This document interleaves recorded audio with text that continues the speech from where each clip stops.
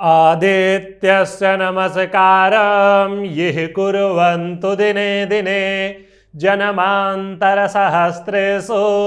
दारिद्र्यं नोपजायते। आदित्याय नमः।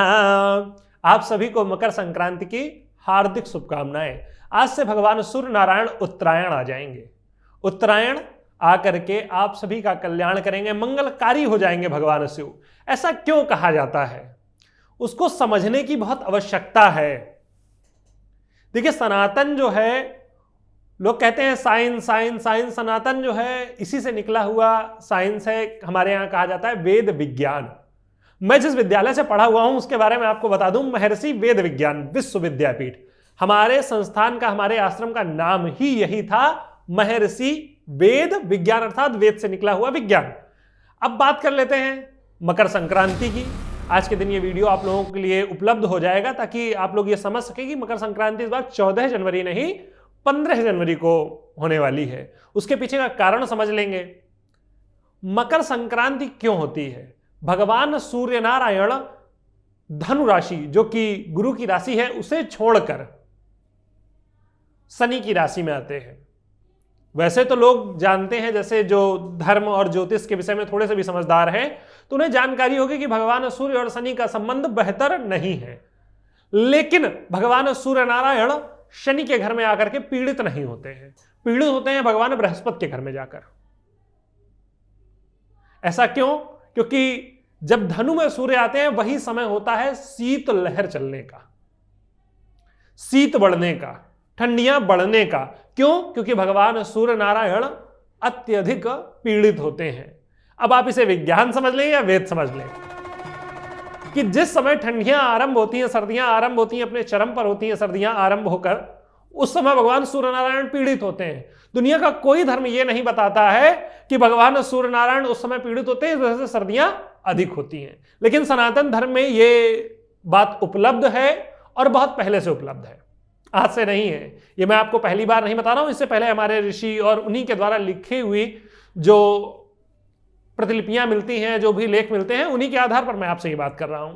तो समझना होगा सनातन धर्म को, और अगर सनातन धर्म को समझना है तो समझना होगा वेद को, और वेद को समझना है तो निश्चित ही आपको विज्ञान के विषय में समझना ही होगा। विज्ञान क्या है? लोग जो है नासा और जो है आजकल इसरो जो है कैलकुलेशन करते हैं, अपने बड़े बड़े जो है सैटेलाइट के द्वारा चीजों को समझते हैं। लेकिन हमारे यहाँ सैटेलाइट जो है हमारे ऋषि मुनि पहले से ही उपलब्ध करा गए। क्या? पंचांग की विधा, ऐसी विधा जिसके द्वारा हम ग्रहों के परिवर्तन के बारे में समझ सकते हैं। आप पाएंगे जैसे ही मकर संक्रांति होती है उसके पश्चात भगवान सूर्य नारायण कहीं ना कहीं अपनी किरणों को छोड़ने लगते हैं। मैं किस तथ्य के आधार पर यह बात कह रहा हूं? समझिए, सर्दियां कब अधिक पड़ती हैं? 15 दिसंबर से लेकर 15 जनवरी भगवान सूर्य होते हैं धनु राशि में, ठंडियां बहुत होती हैं। उसके पश्चात 2 महीने कहां रहते हैं? शनि की राशि में, उतने पीड़ित नहीं रहते हैं। लेकिन आपको अगर ज्ञात हो कि जब ठंडियों की जो है लहर जब अंत पे अपने होती है, जब हवाएं बहुत तेज होती हैं, कहा जाता है कि इन हवाओं में जो है फसल भी कई बार बर्बाद हो जाती है। वो समय होता है भगवान सूर्य नारायण जब पहुंच जाते हैं मीन राशि में। वो समय कब होता है? तो मैं आपको बता दूं, वो समय होता है 15 मार्च से लेकर 15 अप्रैल तक का। मौसम परिवर्तित हो रहा होता है, वहां भी पतझड़ इत्यादि दुनिया भर की चीजें जो है लगी रहती हैं। क्यों ऐसा होता है? क्योंकि भगवान सूर्य जो प्रकृति के कारक हैं वो पीड़ित होते हैं। ये आपको बताता है सिर्फ सनातन धर्म। आइए बात कर लेते हैं कब है मकर संक्रांति। तो देखिए, जैसा कि माधव ने मतरत्न इत्यादि पुराणों में, इत्यादि जगहों पर लिखा हुआ है, इत्यादि ग्रंथों में, तो सदैव जो है मकर संक्रांति तब मनानी चाहिए जब सूर्य नारायण जिस दिन काल में जिस राशि में प्रवेश करें। तो मध्य रात्रि में प्रवेश कर रहे हैं तो उदया तिथि था, दिन काल होगा 15 तारीख को। और जब मध्य रात्रि में प्रवेश करें तो मध्य रत्न में ही लिखा हुआ है कि अगले दिन उनका पुण्यकाल, अर्थात जो शुभ समय होता है वह होता है। तो पुण्यकाल मध्याह्न काल के समय तक रहने वाला है। तो आराम से मध्याह्न के समय तक जाइए, गंगा स्नान करिए, दान पुण्य करिए, इत्यादि चीजें जो है आप आराम से कर सकते हैं। मैं इसकी बहुत सारी दूसरी चीजें भी आपको समझा सकता हूं कि कहां कहां कैसा लिखा हुआ है, किस प्रकार से लिखा हुआ है, लेकिन मैं उस पर न जाकर के आपको मकर संक्रांति से जुड़ी हुई दूसरी चीज आपको बताना चाहूंगा। दूसरी चीज क्या है? देखिए मकर संक्रांति जो आती है वो सर्दियों का समय होता है, धनु की संक्रांति समाप्त हो रही होती है और मकर की संक्रांति आरंभ होती है। मकर में भगवान सूर्य आते हैं। हमारे यहां धनु की संक्रांति और मकर संक्रांति दोनों में ही कंबल वितरण के लिए बताया गया है। दुनिया का कौन सा धर्म इस बात को बताता है? सनातन धर्म। क्यों? क्योंकि ये धर्म जो है कोई पूजा पाठ इत्यादि, ये जीवन जीने की एक विधा है। बहुत सारे लोग इस बात को कहते हैं। आपको समझना होगा हमारा धर्म ही जीवन जीने की विधा है। सनातन धर्म ही जीवन जीने की वह अनोखी विधा है जहां आप सबको समझ सकते हैं। कंबल वितरण, वस्त्र वितरण इत्यादि संज्ञाएं दी गई। क्यों दी गई? क्योंकि इस समय शीतलहर का प्रकोप होता है। आप इसे साइंस समझ लें या हमारे यहां ऋषियों की समझ, दोनों ही बातें दुनिया पर भारी पड़ती हैं।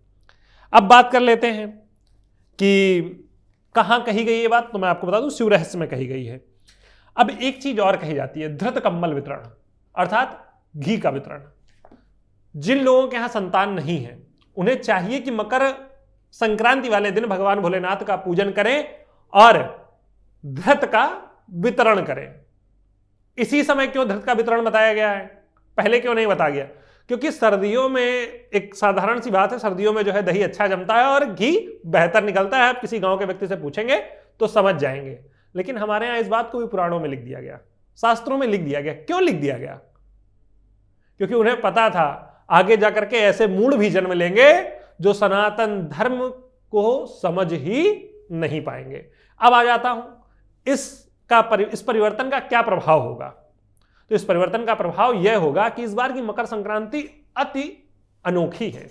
अनोखी क्यों है? क्योंकि भगवान सूर्य नारायण मकर राशि में प्रवेश करेंगे 15 तारीख को और भगवान शनिदेव 4 दिन में ही मकर राशि को छोड़कर चले जाएंगे कुंभ राशि में। इस बार आपको बहुत गहनता से इस घटनाक्रम को समझना होगा, क्योंकि जैसे ही भगवान सूर्य नारायण आएंगे भगवान शनि चले जाएंगे अपनी राशि को छोड़कर। 4 दिन का इनका जो संयोग बनेगा उसमें कई दुर्घटनाएं घटित होंगी। मैं इनको दुर्घटनाएं क्यों कह रहा हूं?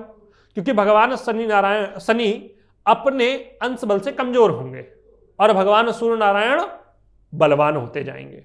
तो इसी कारण से जो 15 फरवरी से लेकर 15 मार्च के बीच के जो घटनाक्रम घटित होने वाले हैं, तो मान लीजिए एक पिक्चर आने वाली है, उसका ट्रेलर जो है आपको देखने को मिल जाएगा। कब? 15 जनवरी से 19 जनवरी के बीच। बहुत ही दुर्घटनाएं मैं पहले ही अपने जो नए साल से संबंधित कार्यक्रम था वहां बता चुका हूं। जनवरी और फरवरी दुर्घटनाओं का महीना रहने वाला है। क्यों? क्योंकि भगवान सूर्य और शनि नारायण की ऐसी परस्पर स्थिति बन रही है। निश्चित ही यह अच्छी चीज नहीं है और आपके लिए इस बार की जो मकर संक्रांति है इसीलिए दान पुण्य तप इत्यादि करने में बहुत ही आवश्यक है। जो लोग बहुत नियम संयम से करना चाहते हैं उनके लिए बता दूं, आज के दिन धृत, गुड़ और तिल के लड्डू का वितरण करना चाहिए। अब आप समझिए तिल के लड्डू, क्यों तिल के लड्डू का वितरण बताया गया? तिल जो होता है उसकी तासीर गर्म होती है, गुड़ उसकी भी तासीर गर्म होती है। ठंडी में तिल और गुड़ की आवश्यकता है, ये बहुत माइनर सी बात है। आज आप साइंस में जाएंगे तो लोग बता देंगे ये इस वजह से होता है, लेकिन हमारे यहां सनातन धर्म में इस बात की जानकारी बहुत पहले से।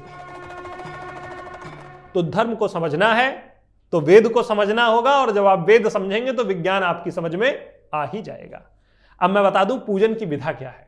आज के दिन प्रातःकालीन जगकर भगवान सूर्य नारायण के स्मरण हेतु गंगा जी में अगर संभव हो तो स्नान करें और वहां पर भगवान सूर्य नारायण को जल दें, उनको अर्घ दें, और उसके पश्चात अगर आपके पास ईश्वर की कृपा से धन इत्यादि उपलब्ध है तो भगवान सूर्य नारायण का तांबे का प्रतिबिंब बनाएं या सोने की मूर्ति, जो भी आपके पास, जो आपका सामर्थ्य हो, और उसको धृत से स्नान कराएं और वही धृत ब्राह्मणों में या जरूरतमंदों में वितरित कर दें।